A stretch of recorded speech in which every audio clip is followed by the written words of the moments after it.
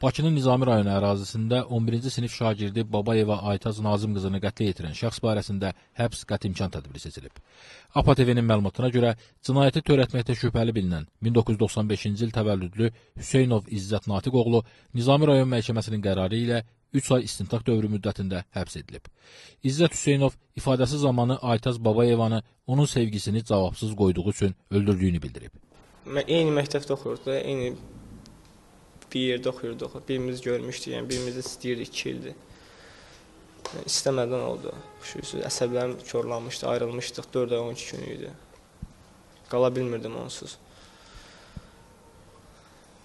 Axırıncı görüşdüm, mən onu özümü öldürmək istəyirdim xüsusən. Çox əsəblərim korlanmışdı, pislik olmuşdum, nervoz olmuşdum. Axırıncı onunla görüşəndə o heç nədən İstəyirdim ki, mən onu özümü onun yanında öldürüm, inansın mən də oradan sevdiyimi. Nəhlə şeytan pis oldum da, özümü idarə edəmədim, əsəblərim korlandı. Söhbət elədi, onu öldürdüm mən. Sonra bıçaq sındı, istədim özüm də öldürüm, öldürəmədim, bıçaq getdi.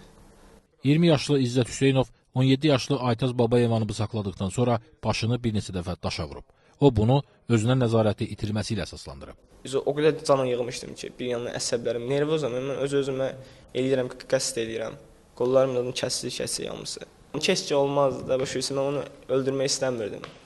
İstəyirdim, kaş onun yerinə mən ölərdim, mən onu istəmirdim o ölsün. Xatırladaq ki, hadisə Bəhruz Quliyev küçəsi 81 ünvanında baş verib. Gürcüstan Respublikasının vətəndaşı 1995-ci il təvəllüdlü İzzət Natiq oğlu Hüseynov aralarında yaranan münaqişə zəminində sevdiyi qızı 1998-ci il təvəllüdlü Aytaz Nazım qızı Babayevanı bıçaqlayaraq qətlə yetirib. İzzət Hüseynov hadisənin baş verdiyi yerin yaxınlığında yerləşən kişi salonunda usta kimi işləyib. Aytaz Babayeva isə Xətai rayonu ərazisində yerləşən 58 saylı orta məktəbin 11-ci sinif şagirdi olub. Faktla bağlı istintaq davam edir.